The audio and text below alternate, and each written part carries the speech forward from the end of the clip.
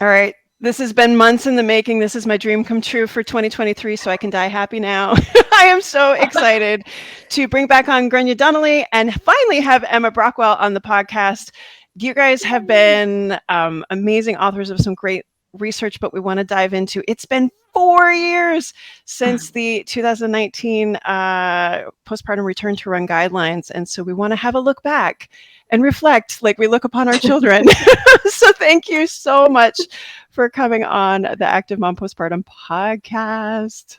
Thanks for having us, Carrie. Thank you for having us. And I know Grainne's been on before, but very excited to be here. So thanks for having us. Absolutely. Okay, so we were just chatting a little bit before we press record here.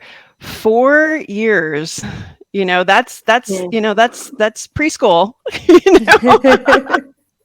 That's Ada. Is that Ada? That is Ada's going to preschool in September. So yeah. Oh my goodness! Isn't that funny? You have multiple children, and some of them are in writing, and some of them, yeah. It's actually so. I would have been pregnant with Ada when we put them out. I would have been early pregnancy. Oh my goodness! Yeah. So it is your third kid.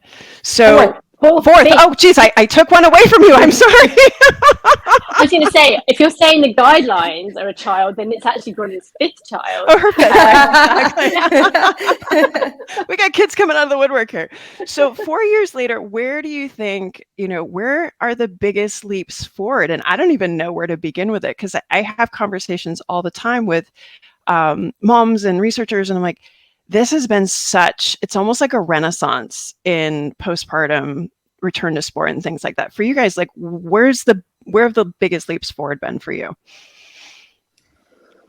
It's been huge. And I think, as we've talked about on previous podcasts, we weren't sure how the response would be to the guidance. Like, we never thought it would be as big and as international as it has been. So the biggest things for me, and I'm sure Emma will add to these, is that it's put female health, and I suppose namely pelvic health, on the agenda. So previously this wasn't considered, and it wasn't considered by anyone but pelvic health professionals. And so suddenly we're saying, hold on a minute, everyone needs to look at this, and here's what you need to know. So that's been huge. The other thing that I would like to highlight is that several researchers have, since they've been released, came and said, look, we never thought that this needed to be researched to such a degree until we've seen those. So that's been a huge thing. Wow. Big people who have big power to do things and to research it are saying, this makes so much sense. Like, how do we not realize this? And so just even for that alone, it's been massive. That's incredible. Yeah, I mean, you, Emma? I agree with everything Grainne said. And I just add that what I guess one of the parts of the journeys I've enjoyed the most is seeing women's reaction. I don't know if more women are running postnatally or postpartum, but I feel like they are in our little funny social media world or bubble.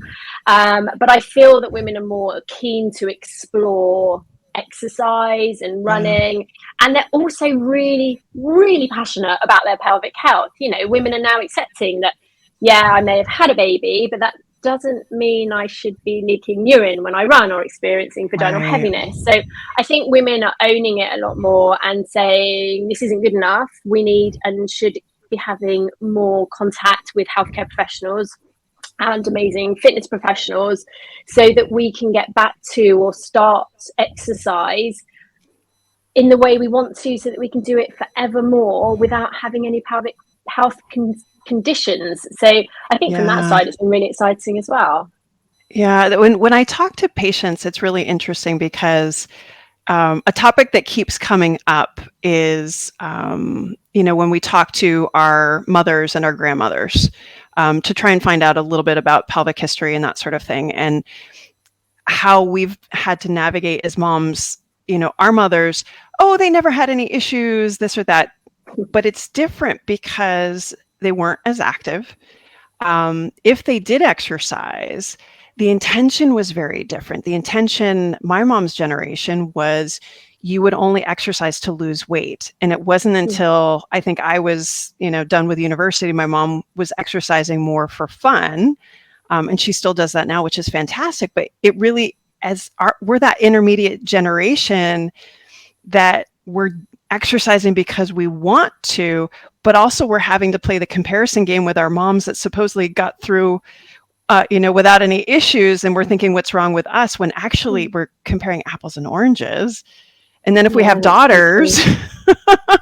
Yeah, that's such a good point. I kind of think when it comes to my parents, I think there was a lot of guilt around exercise as well. It sort of felt like a little bit of a reward or something that perhaps mums shouldn't be making the time for. But now we've really changed that narrative and said, actually, self-care is really important. And if you're happy, family's happy. But also, if you're exercising, it's more likely that you're going to have a more physically active family. And I think that reframing has been really positive. But there's also been this shift of exercise, physical activity is really important for your mental health as well. So, there's been such a switch, and really the guidance or the guidelines came at a time of this wave just growing, and we were right at the top of it, and that's just been so brilliant. Yes, and having it come just because I know you planned this, that it was going to peak right before a pandemic where people were only running. Way to go on that timing. we caused the pandemic. Girl, can you take it back? Take it back. No, I mean, and again, I think from a consumption of information perspective, the fact that it was out there and people were hungry and it was disseminated, and I think people were taking in medical information in such a different way. Again, it was this perfect timing of everybody was ready for it from a, moms are moving more. We were ready for it from a practice standpoint, and that we were kind of searching around and making things up as we went and, kind of bastardizing what we could from the sports literature. But yeah, I mean, I don't think it could have come at a better time. What's kind of the most unexpected things that have come from this? And we can go positive and negative. So like, what are some of the things that kind of have come from all of this that you didn't expect? There's a lot actually of, I suppose maybe it should have been expected, but it isn't. But there's a lot of, people will always pick holes in things that you do, and nothing's ever perfect, and everyone has their own starting position and biases and things like that, and that's fair enough.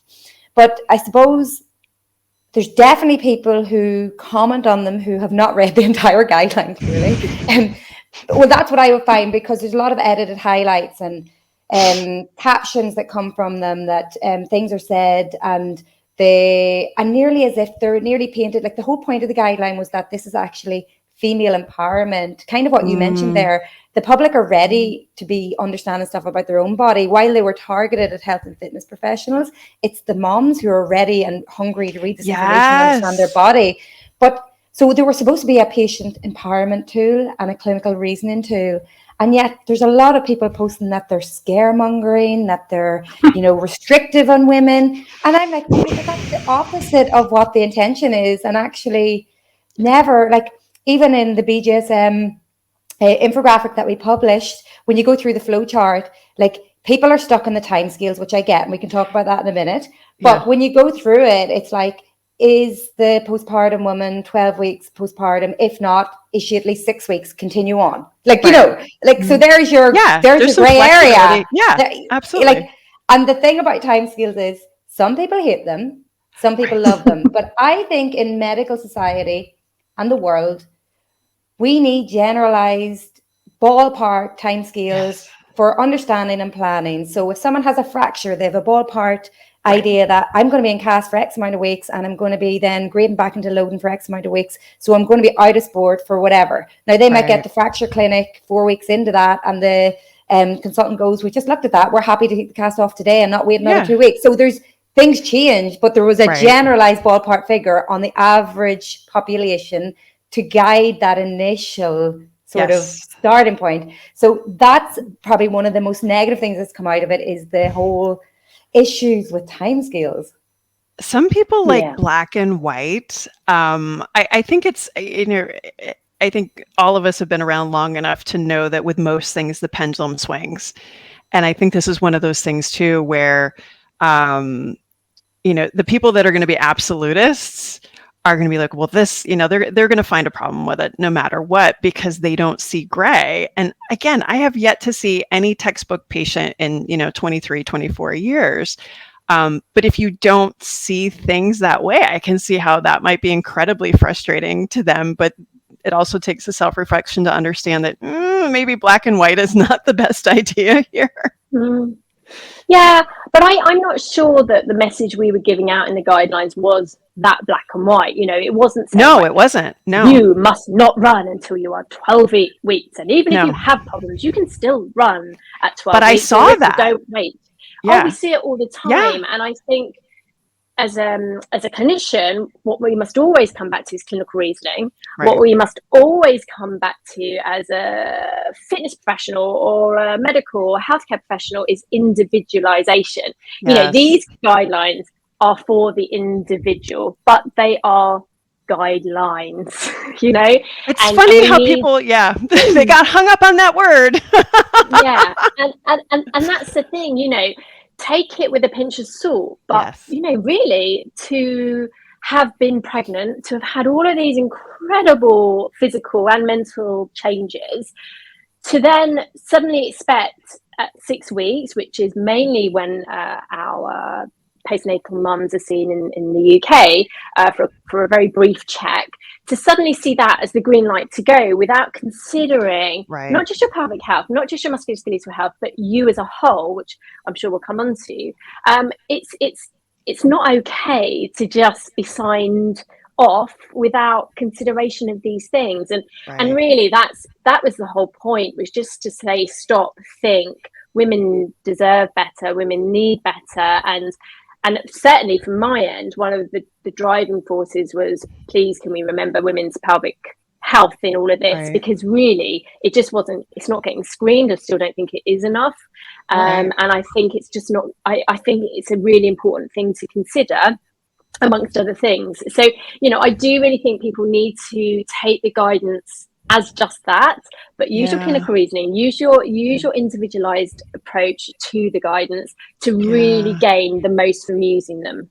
Yeah, no, I'm there's a client I'm thinking of right now that she came to see me after her second, and I want to say was maybe 4 weeks, so pretty early, and had gone to see another physio who she wasn't aware of the guidelines, which I don't know what rock she's under, but really, sorry. Like, come on, how do you not know at this point? Perhaps she's on that island that we were all discussing earlier. She is, and I have emailed them to her. I have yet to hear back. But anyway, no. But this client was told by her OB that she had pelvic organ prolapse, but she was not symptomatic at all. She was a high-level executive, had just done a cross-country move. It was, if she didn't run, it was a severe mental health issue for her. The other physio gave her, those like printouts from the computer programs for exercises from like 20 years ago. Mm-hmm. She got like that stuff with like some really basic stuff, never went through any screening. And this patient was like, and she was told, don't do anything, don't run. You shouldn't ever run again. You should only do swimming, which, you tell a runner that, and we stop listening. And fortunately, she had the wherewithal to come in, and I said, okay, look, we're early. We ran her through the screen. She did fine. But here's the other thing too. It was her second child. It wasn't her first rodeo. She knew it was for mental health reasons.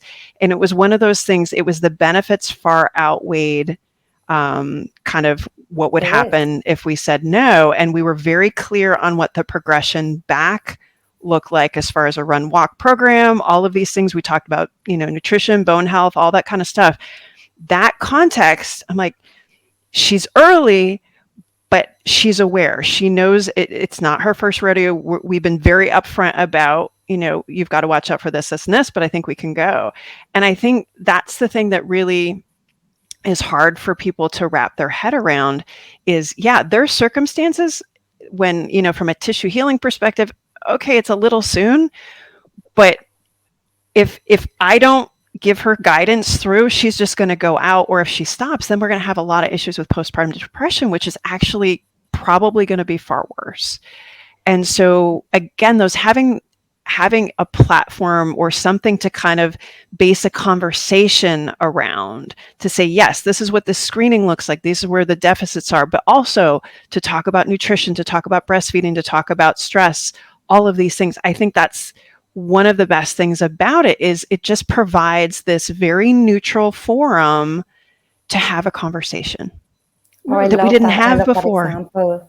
We Like, the didn't have thing it. too is that we built on this, and I suppose I'm going to answer two things that you were asking about, because one of the other highlights for me from what happened when these went out wasn't just that we were getting all the information out there to women and all the things we discussed. It was also that it did exactly what we wrote in the intro, that we wanted it to be a starting point to stimulate Yes. research. And when Emma and I presented at a sports medicine conference in Santry in Dublin, we didn't realize at that stage that we'd ever be involved in that research. So we were putting a call out to researchers in the audience, please focus on this. Think of women when you're researching. So it was put out to the audience. And it was Dr. Izzy Moore stepped up from that, and she was the person who really helped, I suppose, progress things with us. I suppose starting to try to look into this and explore this more. But one of the things we put out into the Journal of Women's Health Physical Therapy, which is now being renamed. So yes, that it is now the Journal of Women's and Pelvic Health Physical Therapy. And I will not tell you how long we've been waiting for that change to happen. Good. So we put out clinical commentary in that journal, which built and I suppose applied the context of the guidelines, because exactly as you're saying, we actually have a supplementary file with 2 case scenarios, and one of them is symptomatic, but it was the fact that the benefits of running outweighed the risk of what you're talking about. So we even have applied it in that way. So us, as the authors of the guidelines, we have a case study putting someone back to running before 12 weeks who had ongoing tissue healing needs. And so it's not a hard deadline is what we're saying. And we have tried in multiple formats to put things out. And yeah, I just would say that for anyone who finds it difficult to apply the context to the individual, look up that clinical commentary. We'll share it in socials after this goes out, Carrie, because I think it's really important that people access stuff like that and see the decision-making process, because sometimes things aren't black and white and every woman's different. And you really have to use your thinking to work out what's in the best interest for this woman in front of me. Yes. Oh, yeah. That's a perfect, and I'm glad that that's out there too, because especially I think our younger clinicians too, that don't have that clinical experience, or maybe they haven't gone through it themselves and don't have that kind of background to understand that gray. It's important to know that, again, we're not technicians as physios. We have to use that clinical reasoning, that problem solving, and our job isn't necessarily to tell women what to do, but present the information, present the options, help them make their best decision collaboratively, and then be there for them kind of to guide them through. And I think for newer clinicians, again, that are looking for, how do I pull all this stuff together? It's a lovely way to provide a case where, exactly like you said, you're like, we wrote the guidelines, but here's where might be an example of where we're going to, interpret it for the best outcome for this person in front of me. I love that. But also, I think the other thing to think about is, we're not dictators. We're not saying to women, right, 12 weeks and there's no flex in that timeline. It is about shared decision making. And I think what's really cool about the guidelines is that we wrote them in a way that could be understood by the general public as well. So you can give them to your patients and say, look, this is the information we've got. This ultimately is your decision. However, knowing this, and this might be why it's better to wait a bit longer, or knowing this, and this, actually you can go back to running sooner than 12 weeks, which is really cool. But it empowers women to make the decision, because before they haven't really had any form of gaining that information. It's all been very conflicting and confusing. And now you just see the bigger picture. And I think that's really what the guidelines and the research from that has started to allow, is women empowerment. And that's just so exciting and so necessary. That needs to be amplified incredibly, because a couple of the places that I've seen, it, to your point, probably they didn't read the whole thing. Kind of like when people read just the abstract and not the entire paper or the cliff notes or things like that. And what I don't like is when you have medical professionals or physios, and physios are bad at this, trolling athletes, trolling moms and saying, why are you doing this? Don't you know any better? Shouldn't you see a pelvic floor PT? And that is not the intent of this. And I don't think that's beneficial. I think it's embarrassing for our profession. We're not here to judge. We're not judge, jury, and executioner. We're here to support, to be collaborative, to help. And if you are constantly trying to put somebody down, why would they come to you and ask for support? So that's one of the things that I've seen. Unfortunately, when you give people numbers and things like that, and they want to go black and white with it, there's some that start trolling, and I just, in the DMs, I'm like, I'm really sorry. I apologize for my profession. We're really nicer than this.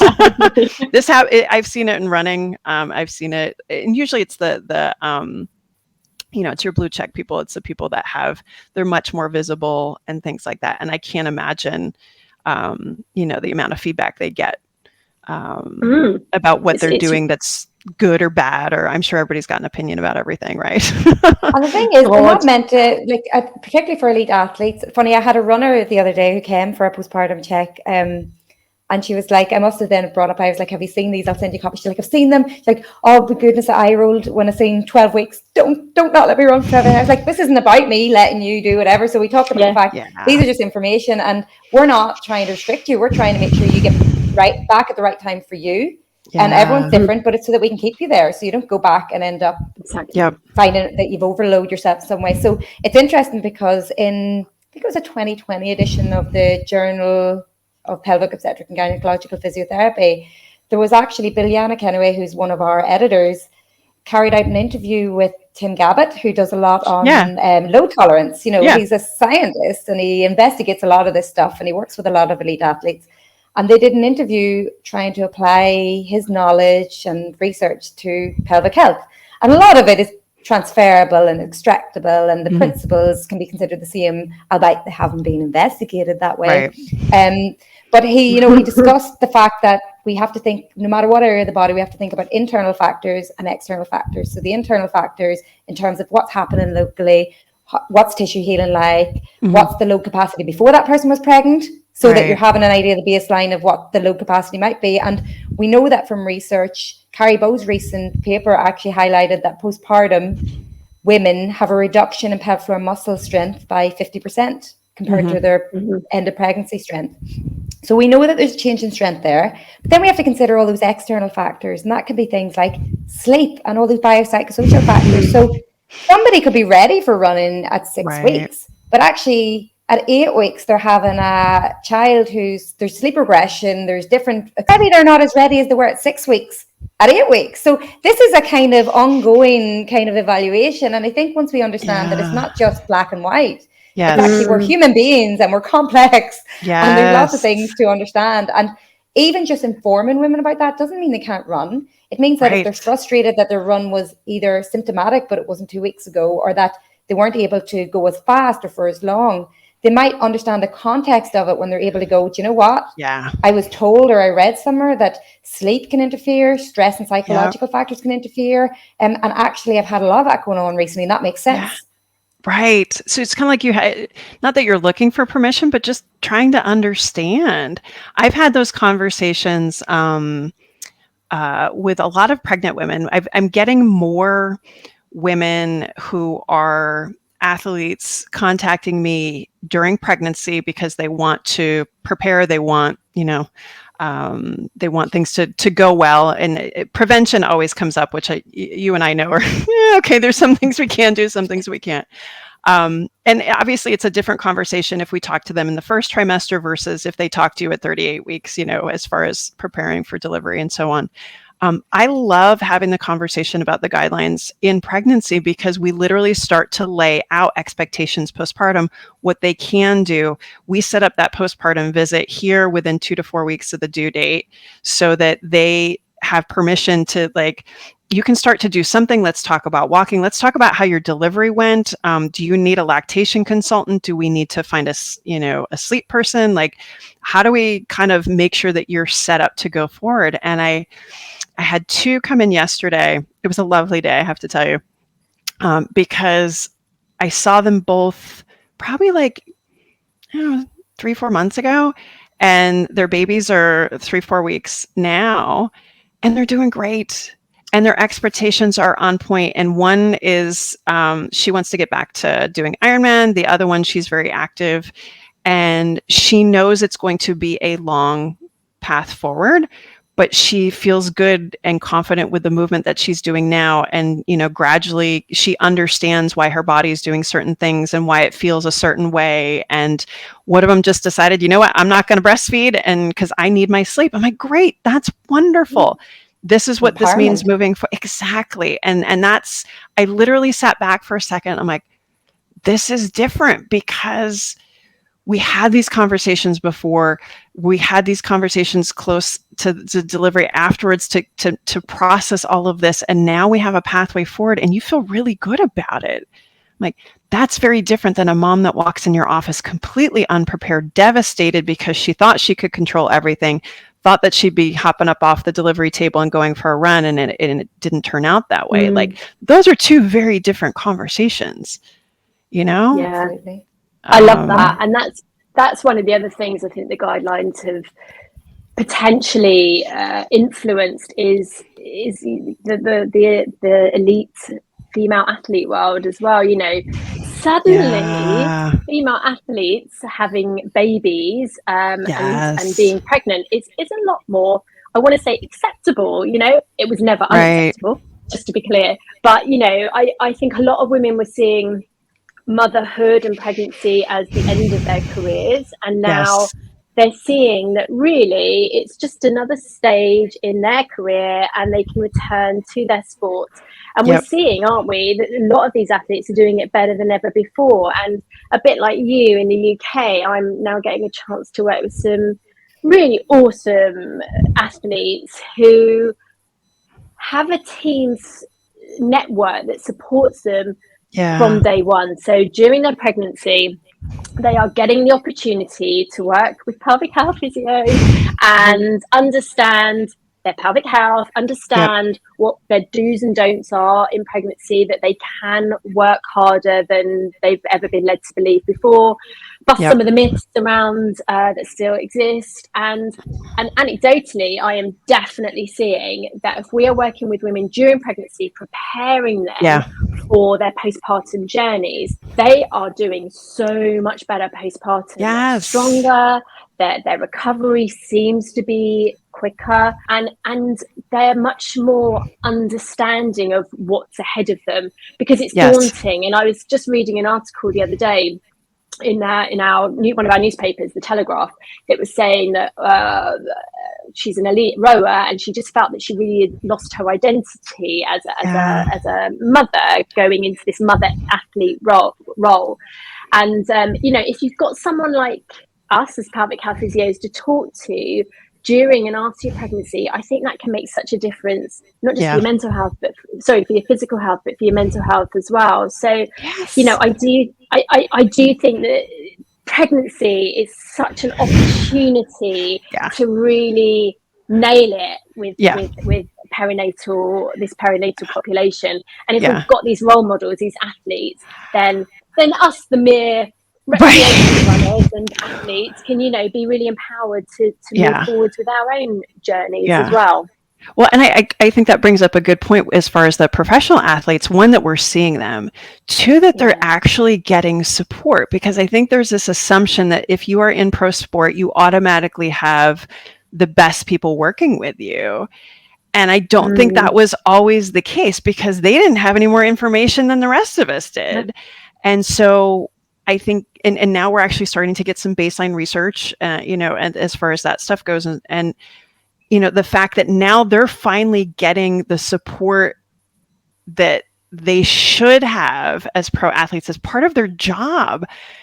I think that's a long time in coming too, but it took it took those first moms to step out there and be like, all right, I'm going to try and find my way as best as I possibly can to set it up. And I just have a feeling, like, again, we were talking a little bit earlier about Lauren Fleshman's Good for a Girl. And I'm sitting at this point here where I'm, looking back at my own experiences, as an athlete growing up, and what actually was going on with some of my friends who, they were great and then they tanked. And we just thought, oh, well, they're not into it anymore. And it was probably just, big shifts in hormones and that big first change. Then we've worked in this space for a long time. And now looking forward, at perimenopause and menopause, which I know you've talked a ton about, is okay, we're finally pulling a thread through all of this and getting support all the way through, understanding about our bodies. Like ideally, the goal is that it's not novel anymore. That of course you're going to learn about this stuff. Of course you're going to have the support you need. Of course our professional athletes are going to get the best, and we can look at them and kind of learn and emulate. But I feel like this is all coming right now at once. Yeah. It's interesting because, sorry, Emma, I was going to say go. The 2-part paper we put out looking at women, and this was just recreational runners, the everyday mom, highlighted that like it was only a third of women were accessing physical activity related guidance, never mind specific to running or anything like that. Right. So we have an information dissemination crisis, and we also found that things like fear of movement, you're right, there's a lot of conflicting information in the internet. So women are going to Dr. Google looking for advice. They don't know what to think, and then they become fearful. And that's the opposite of self-empowerment. So basically giving women evidence-based information, inform them, letting them make decisions with or without someone. Because what we have to remember too is that as much as the 12-week guideline really frustrates people, we're also aware that the majority of women are not going to access help. So they're going to be on their own navigating this journey. And actually, because we don't know what their baseline is, we can't evaluate their delivery, we can't look at all those external factors. It probably is more on the cautious and sensitive side for them to be at the 12-week milestone and know about the load and impact test and kind of self-evaluate. So we know that the average woman is going to be in around 12 weeks. And funnily enough, in the study with Izzy Moore, the average time scale that women returned to running was 12 weeks. And actually, I think in Shefali Christopher's study, it was 12 weeks as well. So we're showing sort of studies of populations of women, and we're starting to get that data, which is really exciting. I'm seeing that in, those random running Facebook groups where, moms ask crazy questions and things like that. They'll put, hey, I'm ready to get going. When is it okay to start? And I love to just kind of sit in the corner and just watch what people say. Because sometimes you cringe and then sometimes you're like, yeah, you got it. But they're erring towards it. But there's so many more just random people saying, oh, this is what you should do. This is where you should go. And the thing is, I know they're not getting it from their OBs. It's not coming from there. They're getting it from kind of this mass dissemination of kind of where people get their information now. And a lot of it, quite honestly, is social. So, so for you guys, Go on. No, go. No. It wasn't that. It was important, Emma. It was important. I think it was important. Now it's really not going to sound important because we've made a fuss about it. Carry on, Carrie, because I actually can't remember what I was going to say. I'm so sorry. No, that's me too. I swear, if it weren't for my son, he's 12 now, and he's got a memory like I can't remember half the things or where I'm going. And thank God, if he's with me, I can't. Honestly, this is one of the other perimenopausal side. Blooming memory. Oh my God. Like Swiss cheese brain. No, I understand. I understand. So too bad he's not here. He would have helped you. All right. So feedback for clinicians. Okay. You've seen the guidelines used well. You've seen it used in ways that weren't necessarily intended. What is the best feedback that you have for clinicians? Let's start with clinicians, and then we'll go to moms. Like, what's the best feedback on how to, if they're not aware of the guidance or they're just newly aware of it, what's the best way to utilize the guidance?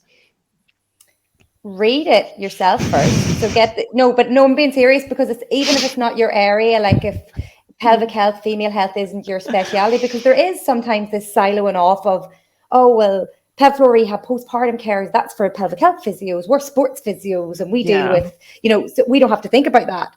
And time again, I've highlighted how, like, within sports medicine literature, we have things like groin pain pubic pain, hip pain, and all those structures. They consider all the wider lumbopelvic anatomy, but omit the pelvic floor. And you're just like, hello, pelvic floor is kind of important here. Which at least include it and consider it. It mightn't be the answer, but include it as a differential. But so what I would say is read it, because one of the greatest joys I got before I left my public sector job was seeing particularly the boys in the musculoskeletal clinic utilize them or going, do you know what, this is my area, but I've a document I'm going to signpost you to, and do you know what, if you read it and you think you need any help, we can send you into the services next door. And it gives them permission to have that conversation, which could have otherwise been clunky, or they didn't know how to navigate it, or what to say. Suddenly they have this tool that just read that, as simple as that. So I think read it, because, and don't be afraid to ask questions, because if it triggers any questions from you, there are contact details are on the guideline. You know, we love this conversation. We love discussing it. And we also are aware that they are not the be all and end all, in that a lot of the evidence was extrapolated from sports medicine literature that was most likely studying on men, because that's what there was. Yeah. That's all there was. Yeah. So let's see where things are now. And we're really excited because we're working on more research things, and we have an international consensus. We have a Delphi that's been led by Shifeli Christopher and Rita Deering, and it'll be really interesting to see what that shows, because each of these things are a step now. What do we know then? What do we know now? Where are we going to? And the future's bright. Like I love seeing the research come out. Even that it was only just released yesterday that I seen Carrie Bow and team's narrative review on the impact of exercise on pelvic organ prolapse. Oh yeah. And the postpartum section is really interesting, because they highlight that we really don't know. There's a lot that we don't know, because it hasn't been studied, and so we don't know how beneficial or unbeneficial it is, but that the principles of what we know in terms of prevalence of symptoms, the fact that women go through quite big physical and structural changes, tells you that they're going to need that graded return to sport. And that's exactly what the guidelines are. Yeah. It's a hard time, I think, to be a clinician in that when you see research come out. It's frustrating, because in a lot of this stuff right now is just kind of putting on paper things that we've kind of known, but it's confirming. And so in some ways we're like, okay, can you get to the good stuff? How frustratingly slow is research, though? It's so frustrating. I know, but that's one of those things where, you know, it's been so fun talking to different researchers over the past year or so, where the foundational stuff, you have to have that, because that's how we start to build. And that's where we're going to be able to put stuff on, 2 years from now, 5 years from now, that sort of thing. But again, that's why I'm a clinician and not a researcher, because I don't want to wait. I want the stuff to come now. I want to play with that person in front of me, and randomized control trials. Leave it to Grainne. Really. Right. Look, I've been on a journey, though, because when I went out, say, for example, my master's study, which completed, I went in looking to study this. Like, I want to answer all of this. And then they were like, okay. And they just got me that. They're like, you're going to investigate and answer this. And maybe not answer it. And I was like... A little bird told me you were going to get your PhD. Is that? Did I hear that correctly? Yeah, I'm going. I won't say who told me, but I did. Izzy, I know Izzy was talking to you. Did Izzy out me? Izzy outed you. Yes, Izzy outed you, and I was like, I wasn't surprised. There's those of you, because I went into my master's. Well, I went into my master's, and I remember Dr. Diane Little, who was my supervisor in my master's, helped me go in to do my research project. That's what I wanted to do. I wanted to do a project, and I needed institutional support. So doing the master's was the way to get that. But it was always to do, I didn't want to do the modules necessarily. I wanted to do the study. Right. So I got to there, and they were all laughing about how interested I was in this. And they were like, wait till you're doing the PhD. And I was like, I will never. No, I can tell you now. Never say 100%. Never. But they just looked at each other and were like, okay. And I was like, no, like, I know I'm not going to do one. And it's funny because you do get, it's so much hard work. But you do get a bit of a bug for it. Like, and the clinician in me wants to answer certain questions. And if I feel that they're not being looked at, I'm so keen to look at them. The person but I think you're still in denial. Yeah.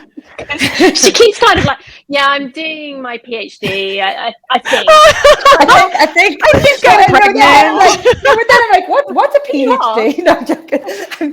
The person I'm thinking of, do you know Lori Forner? Yes. Yes. Okay. Who So doesn't know Laurie Forner? Shout out to Laurie Forner. Again, like, I mean, I remember kind of when she started doing CrossFit, because she did some posts like a million years ago about like booty shorts, and it was before I started doing CrossFit, and I'm like, oh, that girl, she's amazing, I can do that. But then when she did her PhD, I'm like, that's amazing, I am not doing that. Never say never. Me and Emma will come back to you at some stage when you're doing your PhD, and we will be like, I know my I can see you doing it. No. So here's the thing. My role in this life is to connect people and put them out in the universe. And when you publish your research, my job is to scream it from the rooftops and get it to the people who need to hear it. That's one of the most important jobs, though, because that's what's not been. That's where there's always been research. Yes. And then it's been stuck there, and yes, the clinicians don't know how to read it or understand it, or what does that actually mean for practice. They've said a lot of stuff that's really interesting, but what does that mean? So it's the application practice that I actually think is the toughest job. Yes. But it's also to humanize the researcher, because it's so funny when I talk to researchers, and we prepare for the podcast, they always want the questions first, which I have to laugh about, because I'm like, of course you would, right? I'm like, I promise there's no tricks in there. There's no wrong answers. I'm not going to ask you about any particular data point. But I think it humanizes it. And I was talking to, I think it was Izzy about this, where we need to be able to take this information that's good and solid and reliable. And, when people are saying I'm evidence-based, now we need to show what it looks like. And you guys aren't computers either. You have these stories, you have these personalities, you have these ways of expressing it, and it's bringing that out and making it accessible. So it's also, it's taking the clinician and getting them to be better at vetting research and being critical of it, but at the same time getting the researchers to show that this is super applicable and how we can use this on a regular basis, and kind of marrying these things together so that we do become more collaborative, so we can inspire future research and not do it. You guys can do it and inspire, us to do things differently in the clinic. So that is my goal. We will not do the PhD. But can I actually jump on that? And it's not a shameless plug, but so I've always been on the journal team, but I'm now the co-editor for the Journal of Pelvic Obstetrics and Gynecology Physiotherapy. For my sins, they got me, and I said yes eventually. But what we have done in the last, there's been great. The committee have been brilliant. The people on it are fantastic, and one of our biggest aims is to bridge that gap between clinical practice and academia. And we have a new section that's been out in the last few editions, and it's going to continue, which is Bridging the Gap. And it talks about, like we've done, like how to read a research paper is one of them. Again, it's breaking it into really basic terms so that it's not scary anymore. And different types of, what's the difference between qualitative and quantitative research? What do you need to know when you're reading a paper? So if anyone is interested in stuff like that, look up the journal. Beautiful. And actually, we're having one of the APTA members on in due time, Jen Lacrosse. Yeah, Jenny's great. Yeah, she's going to give us a webinar, 2-part webinar series on making research methods really, really simple. Love it. So, Love it. I want to attend that.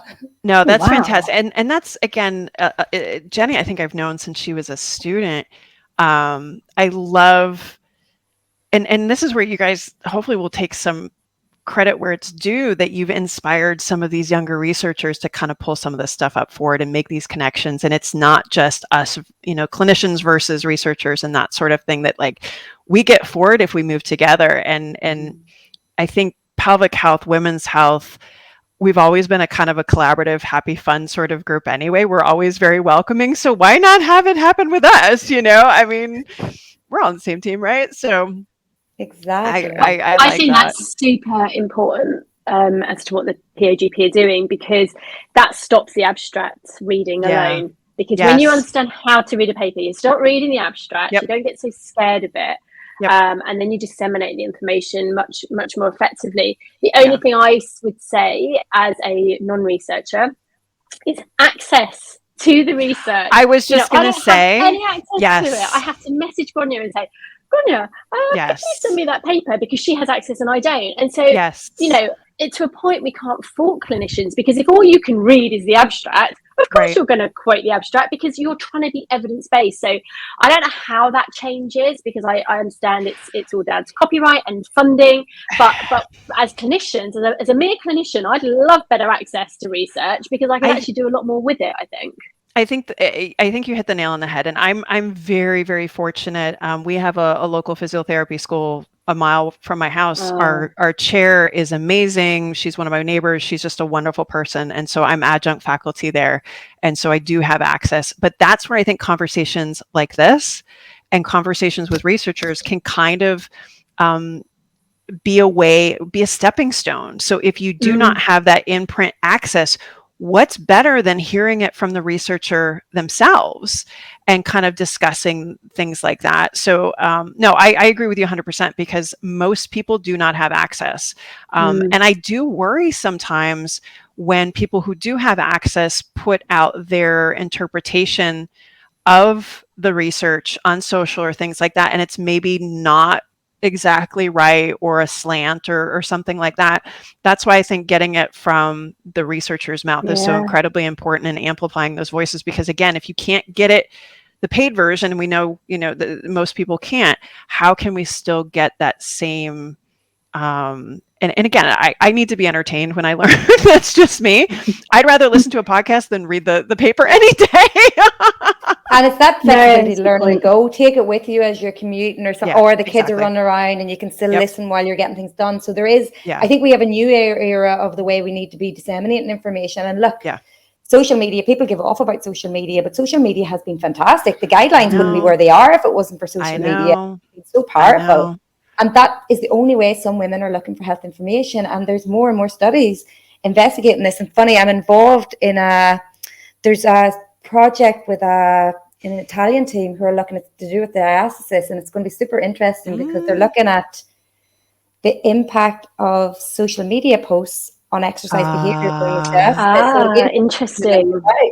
Because one came out recently on YouTube for men with prostate, and how so we're starting to get with the times and look at, this is where people are getting health information. How can we evaluate the credibility or the authenticity of this information? How can we better improve it or do things? And without the research, what I've learned from the guidelines too is, as frustrating as it is, and that we know a lot of this as clinicians and we know what's happening in the day to day and we know what the patients are coming in like, until it's in black and white print in peer-reviewed journals, you don't get funding released to research stuff. And that's been a reality check for me, because I'm like, that's such a disconnect, because we know this already. Well, I was talking with a client of mine that she's a med student, and we were talking about POTS, and I don't know if you guys have ever seen this. There's a population with POTS that do have pelvic floor issues and that sort of thing. That's, a whole other conversation. But what she was talking about and what we were having a comparison of is what we are teaching our providers. So I have written for our national licensure exam. I've written for our specialty exams, that sort of thing. And typically, you write questions in a certain way from a text, and the text can't be any older than like 8 years or something like that. And so, great, if I've got a text that's 8 years old, the research in it is probably several years older than that. So we're writing questions and teaching our new providers from information that's at least 10 years old, and it's out of date. Same thing for our consumers. If I had a friend of mine the other day, she wants a book recommendation for menopause. I'm like, can I give you a podcast recommendation? Because that's probably more up to date. And that's the thing too, like, as much as I hate Twitter, that's where I get a lot of, hey, this person put this paper out, or in other areas too, where people are publishing things and I see it, or on Instagram or something like that.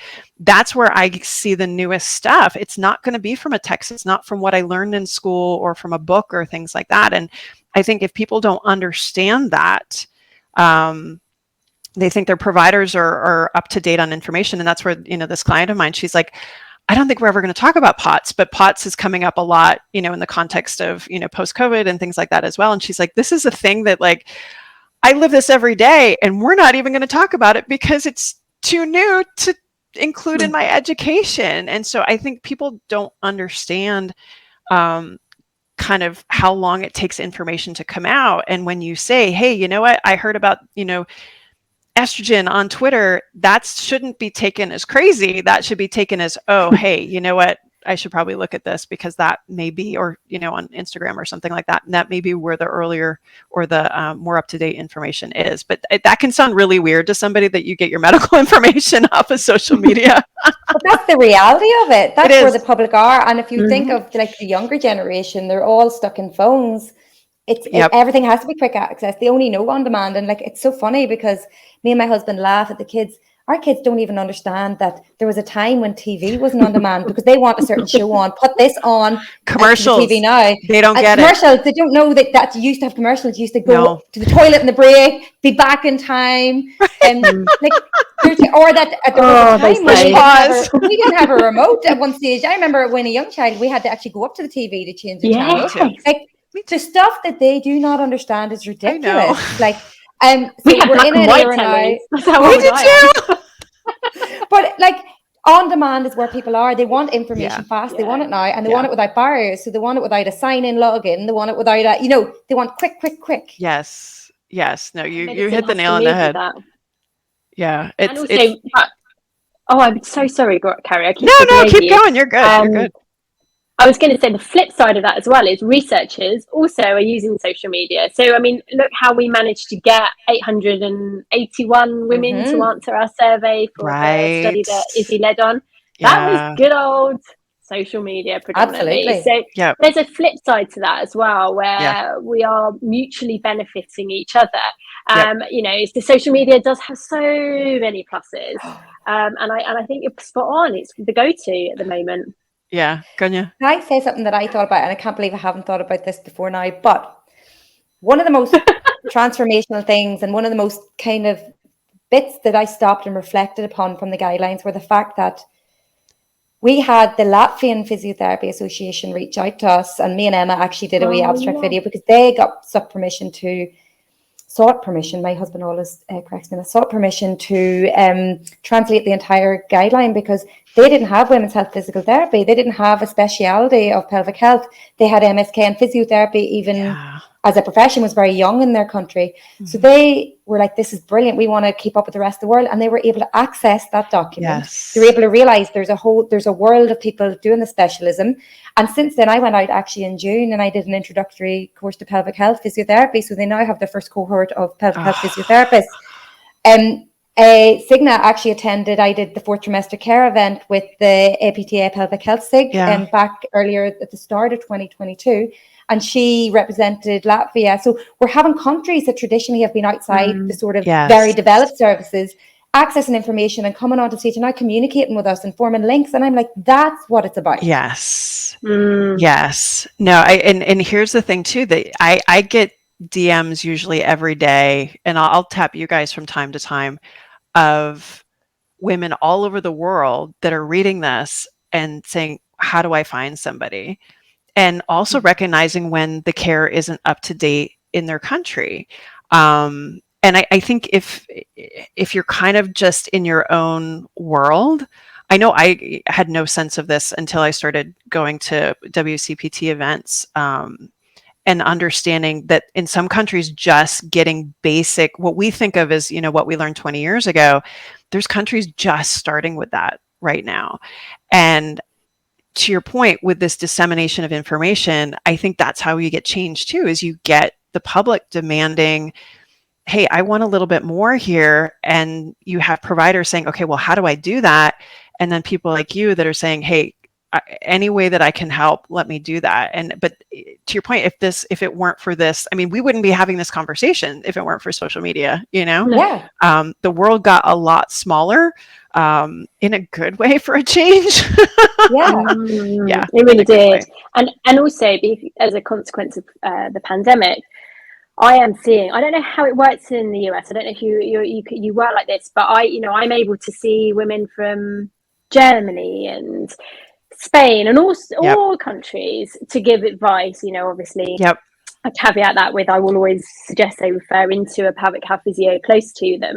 But if like some of our Latvian colleagues, they don't have any access to pelvic health Right. physios. It's a really cool thing to be able to at least advise Yes. women online.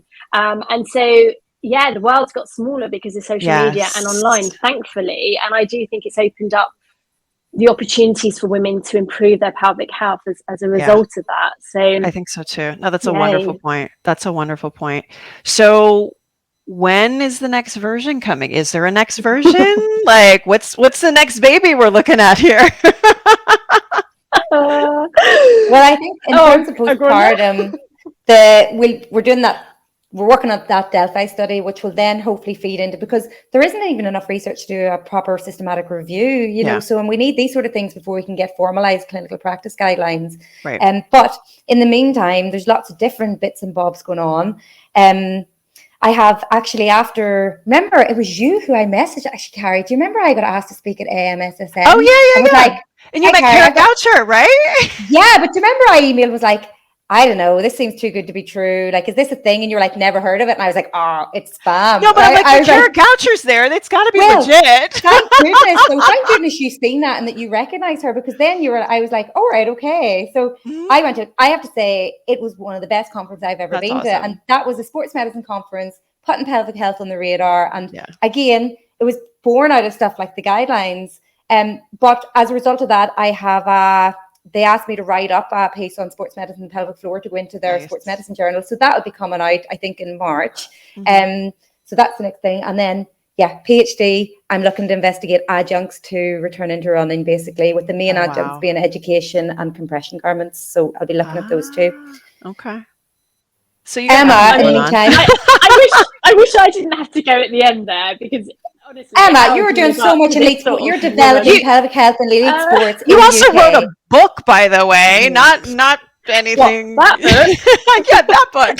If you're listening, I'm swaying so you can see the picture of it in the background. Why did no one tell me? Shameless plug. Emma Brockwell. Emma, but what about you've got a study coming up with them all? Oh, I mean, you know, I'm just rocking it, really. No, what am I doing? I'm still always plugging my book. I'm really lucky that I still work with Grainne on the Athletic Female, which is our online platform for healthcare and fitness professionals to really delve deep into the female athlete. But I want to caveat that with, when we say female athlete, we mean anyone from recreational exerciser all the way to elite female athlete. And we've brought on loads of world lead experts to help clinicians gain knowledge so that they feel more confident working with these incredible women. So we're doing that. We've got our podcast at Your Cervix, the podcast that will be coming out spring, summer time, which is sort of similar-ish in the format. We're just disseminating information, trying to get it out there to women, all things pelvic health. And then, I'm really sort of passionate about working more with elite female sports teams. So I'm doing some really lovely work with some Premiership football teams and some rugby as well. And I'm doing a little bit of research with Amal Hassan, who is an awesome sports medicine consultant, and Georgia Prubenau, who's an amazing exercise physiologist. But you know, I'm just I'm the clinician and they're the researchy people. But yeah, I just want to kind of really get the message about the importance of pelvic health to the female athlete, but also actually see it happen. So be the clinician that's helping that happen. And I know there's lots of pelvic health physios doing that as well, but I'm one of them. And then continuing my work in clinic with my lovely patients. So it's busy. It's really busy. It's exciting. Yeah, it's cool. And never mind, both of you are moms, and both of you are active too. Emma's more active than me. She's a very regular runner. Are you going to throw a marathon in there for fun or what? Because one thing I will say is this: since I've not had, I would say, the easiest perimenopausal journey. I'm 43. I'm ancient, and one thing that's been very affected is my my energy levels. My running really crashed my energy around running. So I've upped the strength strength and conditioning. Finally, I'd love to do CrossFit like you, but I'm not saying you have any more time than I do to have that. But I'm not near a CrossFit arena to do it, but I'd love to one day. So I'm still running and CrossFitting, but Grainne also does loads of exercise. Come on. Who, me? Yeah, you. Sorry, it cut out a wee bit there. Me, so yeah. So my exercise, I do try, but like it's really hard. Like I'll hopefully go and get a bit of a session in before the kids come home, and we've got a bit of a makeshift gym here, but it's not that easy because it's very easy to deprioritize because you're like, oh, I've got this to do, or I've got a list of this to do, and you could easily go, oh, I'll save that hour and I'll do this. But I've got stricter with myself to say self-care and practice what I preach. So yeah, I'm trying. I too would like to get into CrossFit more. And actually, after going down, I called into Aunt Lilo's Dublin course there the other day, and look, when you're in there, you do get the bug, and you see everyone who's really into CrossFit, and you're just like, oh my goodness, it's that idea of being able to challenge yourself, and I love it. So I'll see. I would like to maybe dabble with that as well. Actually, I just think it'd be really good. I think it'd be. Yeah, it is. I mean, I think you guys both know, like I met him, and then with his course, and I hadn't been doing anything. I think my youngest was 3 at that point, and then realized, oh my gosh, I need to be doing this. And then I live a block and a half from a CrossFit gym. It's actually over the fence from my office here. I go to a different one now, but it took me 4 months to get enough guts to walk in the door. And for me, I had hip FAI surgery almost 16 years ago. And so adding load has been a life-changing event for me. But now, this is the first year I've never run a half. And so I got a coach, I'm training for a half, but it's funny, the number of workouts that, the running workouts that she wants us to do. And I put out in the Facebook group, and I was like, I go to the gym, go to CrossFit 2 mornings a week. I'm not giving that up. Where do I put this other workout in? It was so cute because there was somebody in the group, and she doesn't have kids, and she hopped on. She's like, can you go before CrossFit? I'm like, I get up at 4:40. No. You get up at 4:40? Wow. For CrossFit? I'm at the gym by 5:15. Yeah. Wow. But that's so I can get back in time to get kids to get the kids up and get them to school. And then the other mornings I'm here in the office by 6:30. So I get up at that time, and, I'll, do my thing before I come in. Oh. So I wanted to bring up that you guys are really active too, because it's one of those things that it's one thing to talk about it, but I think it's another thing too, to really understand I'm trying to do what I can, and you've got to make choices, and you've got to watch your sleep.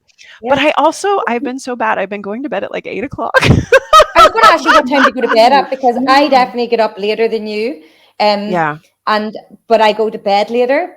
And sometimes I'm like, should I get up earlier? And should I get up and do the workout and have it done? Because then if it's done, it's done. The only problem being is if I do a hard workout or go for a long run, I have to make sure that I have my entire day planned, because it's really easy to just like tank. Yeah. So I have to fuel and do a lot of protein and have a very clear idea of what I need to do before I need to pick the kids up, because otherwise, on like an administrative day, it's really easy, especially because it's gloomy today. Just have a little snooze.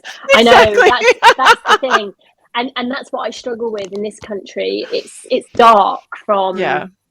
It doesn't get light till 7:30. It gets dark at 4.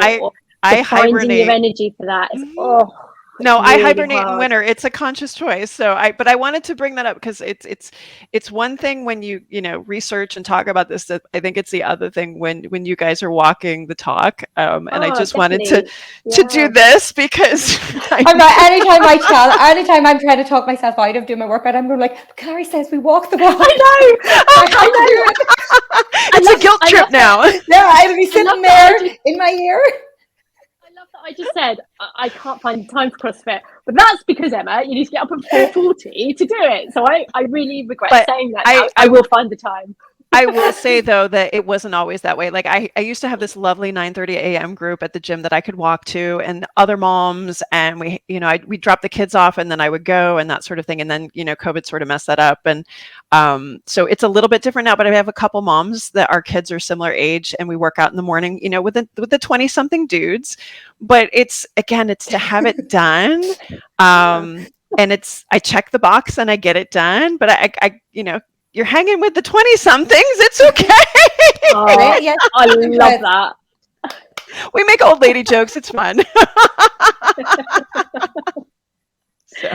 You are not old, Gary. My God. I'm older. I think I'm older than both of you. I'm almost 47. So I didn't rate. You do not look 47. Oh, you're so sweet. Oh my goodness. The gray. I'm hiding the gray. I for you. Late 30s, early 40s. So yeah, I'll be knocking on your door about the Perry stuff very, very soon, Emma. Always willing to listen. Oh, I appreciate that. All right, we could talk all day. I know we could. I'm just incredibly thankful for you both. Just incredibly thankful for all the work that you do, for your friendship, for you guys putting such good stuff out into the world. And one of these days, we will be in the same place at the same time. And we'll do a workout. How about that? Oh my goodness, CrossFit workout. We'll bring Anthony too.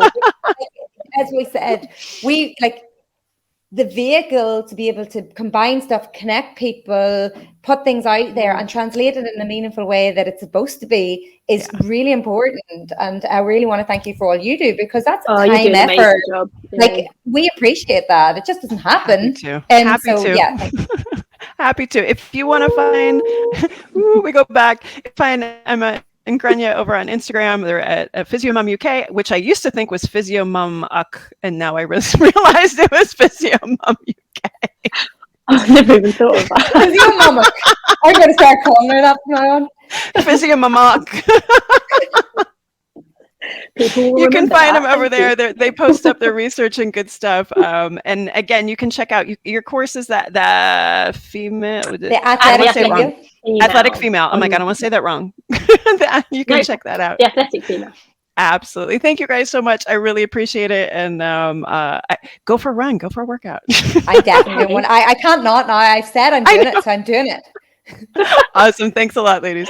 Thanks, Gary. Bye.